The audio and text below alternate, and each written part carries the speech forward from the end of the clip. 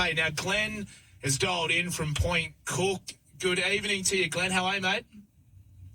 Yeah, good, mate. How's yourself? Yeah, not too bad. It was a good game of cricket in the end. I've really been enjoying the Big Bash this year, but I'll be honest, I enjoyed every year. But what do you think of the match tonight, mate? Yeah, I thought it was fantastic. I mean, you know, you can never have enough cricket. I'm a cricket connoisseur. Oh, so if you give me cricket, regardless of whether it's test, you know, the shorter version of the game or 50 over, I'll be watching it. Absolutely. Now, the Sydney Sixers, a good batting display from them in the shortened form, 14 overs each side. Curtis Patterson up front, 38, made the move over from the Perth Scorchers. Josh Philippe plays all his cricket over in WA, 43. But the man Hayden Kerr, New South Wales youngster, 32. Yeah. Glenn, you had some thoughts on Gilly, man of the match. Yeah, I have. Look, I'd just like to. I just ask those guys on the panel, can they please get this right? Because there's been a few times that they've done this. They tend to like to go for the controversial, just the sort of look into it and give it to somebody who's maybe a little bit different or whatever. Now you got to go on actually what happened in the game, Adam Gilcrest. Now, Josh Philippe opens the batting. He makes 42, I think, off 21 balls. Set the game up.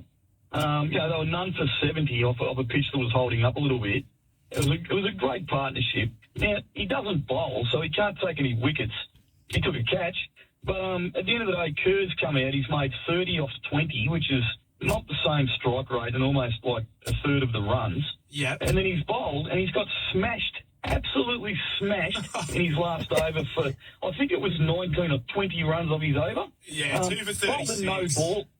Yeah, bowled a no ball, by the way, which wasn't called and should have been a no ball, which would have, the last ball went for 6, but it was a no-y. Yeah. Should have absolutely been a no ball. Probably could have gone for another 6. They would have probably only needed about 10 runs off the last 5. Now, sorry, but, you know, yes, he contributed, but he's not the man of the match. You know, Josh Philippe is, and if you were going to give it to someone controversial, then I would have given it to, I think Josh was the best, but Ali on the losing side, if you want to be controversial, he was the second best player on the ground, clearly. So, I don't understand that, and I think as much as Gilchrist was a great batsman, and I will always, you know, he was fantastic being for Australia when he came in. I just think his commentary work needs a bit of you know, thought, and I think he tries to be a little bit bigger than the game at times. Yeah, well, there's a big statements early, Glenn. I like you're opening up with a new chair and you're not missing it. It's like the wild thing coming in, Sean Tate bowling bounces, but I've got the cricket.com.au scoreboard in front of me, and Josh Philippe is the player of the match here, so potentially Channel 7 decide, and maybe on the Fox it's a bit different, but, mate, if that's the case, and, you know, I will admit that, and gamble responsibly, I want to be very clear about that, I will admit that I might have had a little bit on Philippe. Yeah, okay. Well, I think if you could have made my night here. No, I think Josh Philippe is player of the match, I'm fairly sure, mate. But I was listening to the SEN coverage, and I just ducked out of the room. If you were listening, Doug Bollinger gave Dougie's best, 043398 1116. Who did he give that out to? But Glenn, I've already got a couple of questions coming through on the text line, and I'll ask one to you, mate. Dave Warner, his position at the top of the order, 100th test at Boxing Day. Would you have him in your side? Yeah, great question. Look, a couple of things. I love the Bull. The Bull's been a fantastic cricketer for a long time for us. Yep. He, unfortunately, though, I think he's just lost his beady eye just a little bit. He's still a really gutsy and fantastic acquisition out there, but that beady eye's left him a little bit, and it's only, as you know and we all know, as cricket lovers, you only got to lose it by just a smidgen, and all of a sudden, against those fast bowlers, you know, you're going to be in a bit of trouble. So I'd give him the Melbourne Test. I think he deserves it for what he's done for Australian cricket. I'd give him the Sydney Test, but I'd actually then be looking at, if he doesn't want to retire then, which I don't believe he does, I'd probably be giving him a tap on the shoulder, just because, you know, he's getting on, he's lost a beady eye, and we've got some really good opening batsmen that can take his place. One of the guys who I'd love to see given a better long opportunity for it is Matthew Renshaw. Matty Renshaw, because yeah. I think Matty Renshaw came into the Australian team. You know, I think it was in the pink ball test. It was a really difficult night, and he batted out the night, and he did well. And then he made some big runs in India, you know, showing that he's got capabilities. But I think he's come back a better player this time. Yeah. His technique looks really good.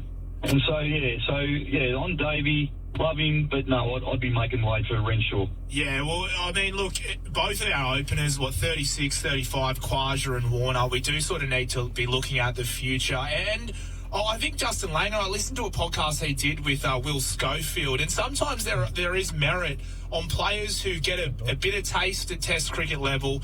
They take a couple of years back at state cricket, just really getting their eye and honing their craft in. And look, Matt Renshaw, from all reports, he's been scoring runs for fun.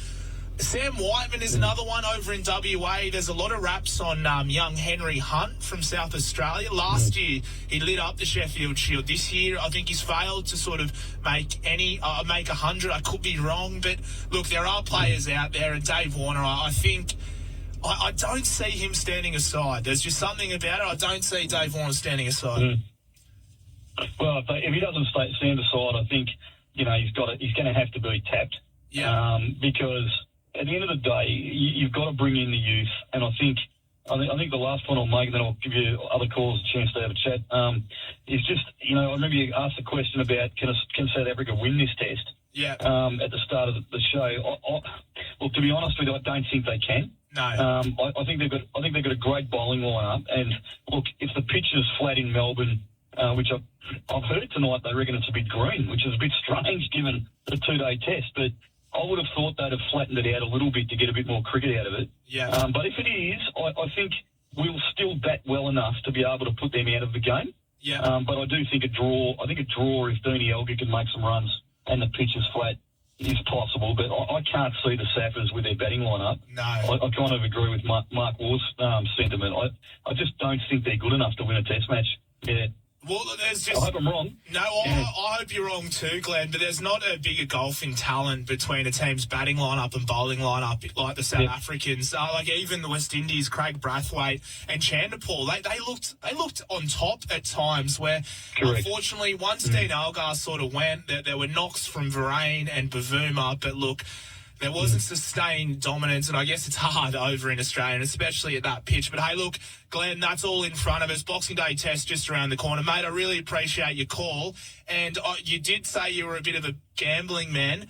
I'd have a lazy lobster on Dave Warner, top run scorer, or 100. I mean, that... Well, I think you're onto something here. Yeah. Because if the pitch is flat, which, you know, you would think they might... The powers that be might ensure that it's more of a closer contest. So if it's flat, look for Davey for making some runs in that first innings. Because one thing we know about Davey Warner, he's got a big heart, and if anyone's going to do it, it'll be him. Well, Glenn, mate, appreciate the call. You have a Merry Christmas, and I'll chat to you soon. You too, mate. Have a fantastic night, and have a Merry Christmas, mate. Cheers. Yes, it is the overnight crowd on